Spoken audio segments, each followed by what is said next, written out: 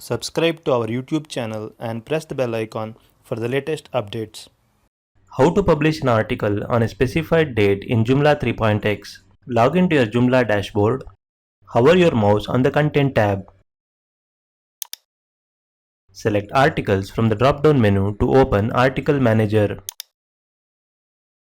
As you can see, we have created 2 articles. Let's go to the front end of the website. As you can see, one of the article is published on 21st May 2021 and the other one is published on 19th May 2021.